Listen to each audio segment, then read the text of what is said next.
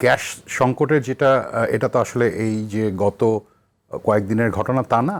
আমাদের গ্যাস সংকট আসলে বেশ অনেক দিন ধরেই চলছে এবং আমি যদি একটু বিশ্লেষণ করি আমরা যেটা হচ্ছে দেখুন, এক নাম্বার হচ্ছে আমাদের দেশীয় প্রোডাকশন কমে গেছে, আমাদের ডিমান্ড বেড়ে গেছে, ফলে যেটা হচ্ছে আমাদের এলএনজি নির্ভরতা বেড়েছে।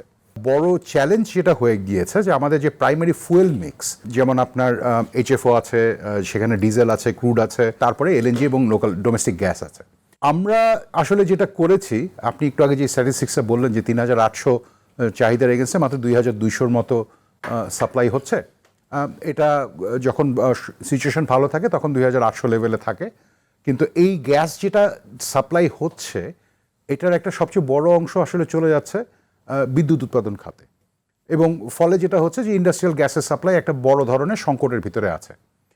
আমি যদি খুব সহজ বাংলায় যদি ইকোনমিক্সের ভাষা থেকে যদি একটু এক্সপ্লেন করি, দেখুন আমাদের মোটামুটি $500 মিলিয়ন জ্বালানি যদি আপনি ব্যবহার করেন, সেটা থেকে জিডিপি প্রোডাকশন হয় আবার $5 বিলিয়ন মতো, $10 বিলিয়ন মতো একটা ডিফারেন্স হয়। এটা সিম্পল 1% অফ এনার্জি যদি আমরা কিনতে চাই এবং সেটার এগেন্সে সেটা যদি সাপ্লাই কম হয়, 1% অফ জিডিপি কমে যাবে। 1% অফ জিডিপি কমা মানে $4 বিলিয়ন মতো কমে জিডিপি। খুব সহজ বাংলায় যে যদি 1% অফ এনার্জি যেটা আমরা ইম্পোর্ট করি সেটার কস্ট ধরেন অ্যাবাউট 400 থেকে $450 মিলিয়ন লেভেলে থাকে।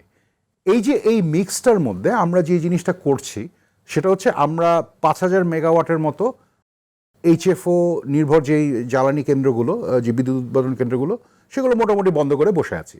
ইলেকট্রিসিটি জেনারেশনের জন্য আমরা যেটা করছি সেটা হচ্ছে আমরা এলএনজি ব্যবহার করছি। এখানে প্রাইসিংয়ের একটা বড় খেলা আছে। দেখুন, পেট্রোবাংলা বিপিডিবিকে গ্যাস দেয় 14 টাকায়, কিন্তু ইন্ডাস্ট্রিতে যখন আমাদের কাছে গ্যাস বিক্রি করে 32 টাকা থেকে 42 টাকা ঘনফুটে। ফলে যেটা হচ্ছে যে ইন্ডাস্ট্রিয়াল গ্যাস যদি আপনি এলএনজি যদি আপনি 100% ইন্ডাস্ট্রিয়াল গ্যাসে ট্রান্সফার করেন, আপনার কিন্তু 1 টাকাও সাবসিডি দিতে হবে না। কিন্তু সেই গ্যাস দিয়ে যদি আপনি বিদ্যুৎ উৎপাদন করেন, সেখানে আমরা জানি যে বছরে 25-30 হাজার কোটি টাকার মতো সাবসিডি দিতে হয় ইলেকট্রিসিটি খাতে, এবং এটার পুরোটাই হচ্ছে এই যে প্রাইসিং ডিফারেন্সিয়াল, সেটার জন্য। কারণ আপনি যদি এইচএফও দিয়ে বিদ্যুৎ উৎপাদন করেন তখন আসলে খরচ পড়ে অনেক কম, ফলে যেটা হয় যে বিপিডিবিতে যে ভর্তুকি প্রয়োজন হয় সেটাও কমে আসে। এটা হচ্ছে না কেন? 2025 সালের এপ্রিল মাসে হঠাৎ করে বিপিসি একটা ডিসিশন নেয়। বিপিসি কিন্তু আমাদের সমস্ত তেল এইচএফও থেকে শুরু করে সমস্ত কিছু আমদানি করার একমাত্র প্রতিষ্ঠান। বিপিসি একটা ডিসিশন নেয় যে যেখানে ধরেন আপনার ইন্টারন্যাশনাল মার্কেটে এইচএফওর দাম আবার $500 থেকে $550 লেভেলে থাকতো, সেখানে বিপিসি হঠাৎ করে এটার দাম বাড়িয়ে $750 করে দেন। এটার ফলে যেটা হয় যে হঠাৎ করে গত বছরের প্রাইসিং অনুসারে দেখা গেল যে বিপিডিবির জন্য এইচএফও থেকে এলএনজি দিয়ে চালানোটা অনেক বেশি সাশ্রয়ী। ফলে বিপিডিবি যেটা করতে বাধ্য হলো সেটা হলো তারা এইচএফওর ব্যবহার কমিয়ে দিল।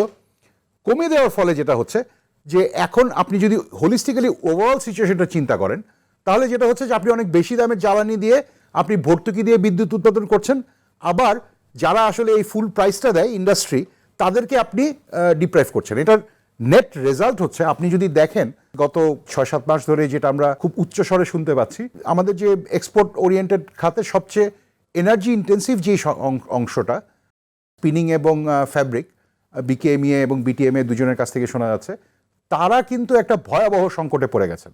এবং তারা যে সংকটে পড়ছেন এটার আরেকটা ইন্ডিকেটর হচ্ছে, আপনি দেখবেন যে বাংলাদেশে সুতা এবং কাপড় আমদানি বেড়ে গেছে। গার্মেন্টসের আপনার এক্সপোর্ট কমছে, কিন্তু সুতা এবং কাপড়, যেটা আমাদের স্পিনিং মিল এবং ফ্যাব্রিক মিলগুলোর আউটপুট, সেটা বেড়ে যাচ্ছে। এটা বেড়ে যাওয়ার কারণটাই হলো যে যেহেতু এই ইন্ডাস্ট্রিগুলো আপনার প্রোডাকশন করতে পারছে না প্রয়োজন মতো, কারণ তারা এনার্জি পাচ্ছেন না, ফলে যেটা হচ্ছে আপনার একদিকে যেমন এক্সপোর্টের ভ্যালু এডিশন কমছে, তেমনি আবার এটার সাইড ফলো অন এফেক্ট হচ্ছে। আমরা কিন্তু দেখছি যে এই এনার্জি ক্রাইসিসের জন্য ব্যাংকিং খাতেও একটা সমস্যা তৈরি হয়ে যাচ্ছে, বিকজ এই ফ্যাক্টরিগুলো তখন আসলে লোন ফেরত দিতে পারছেন না, কারণ তারা জ্বালানি নিয়ে চালাতেই পারছেন না।